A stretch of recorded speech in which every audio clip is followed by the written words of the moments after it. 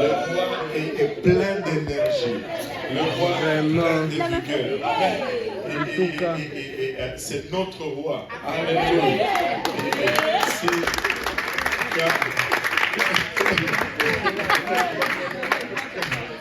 Quand nous allons en guerre, il est sur son cheval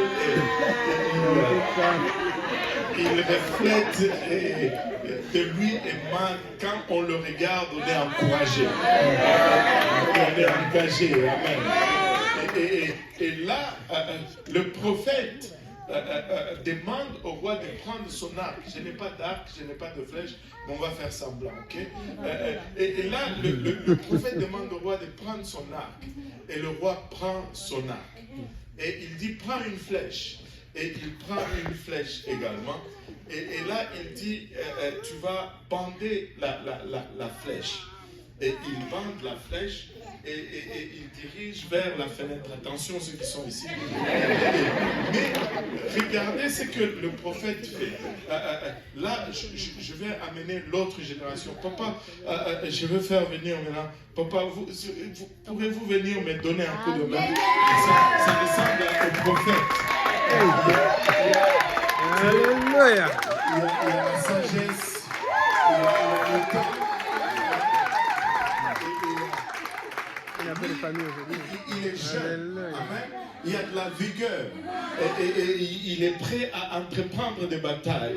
Mais lui, il n'a peut-être plus la même vigueur. Mais il en a vécu des choses. Il en a vu des choses. Il est traversé à travers par des situations. Et lui, il regarde dans le futur, mais lui, il a tout un bagage dans son passé. Mais ce sont là les deux générations qui se rencontrent dans le royaume.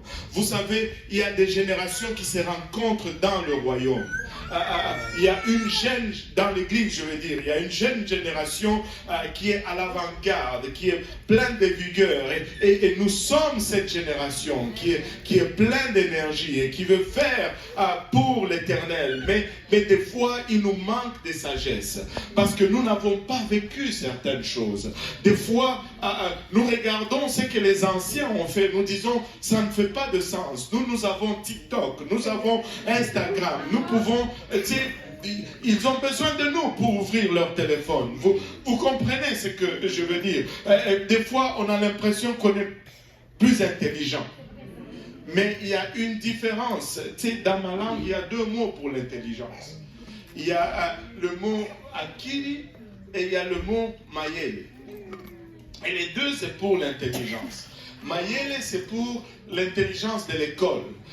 Tu fais tes algèbres, tes calculs et tout cela, et tu réussis, tu ouvres des ordinateurs. Mais Akili, c'est pour la vie, c'est l'intelligence de la vie.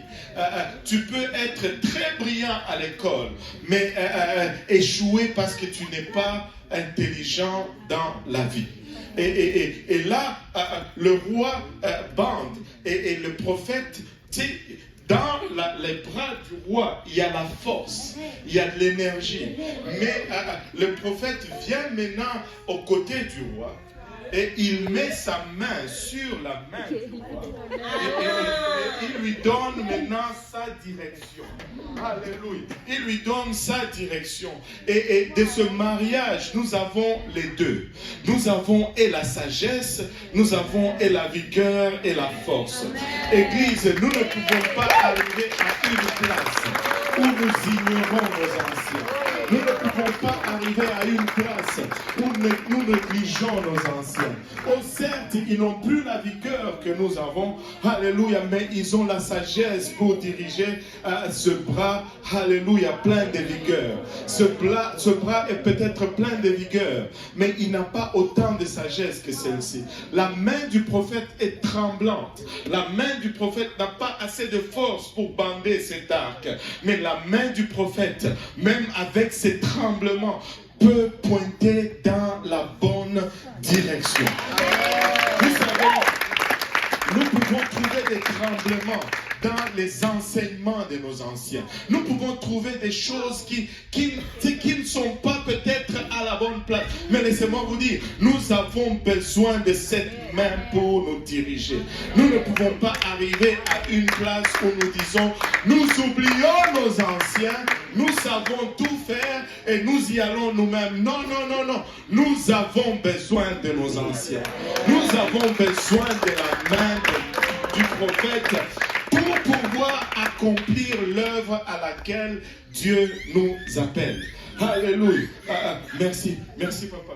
Asseyez-vous juste ici, je veux vous garder.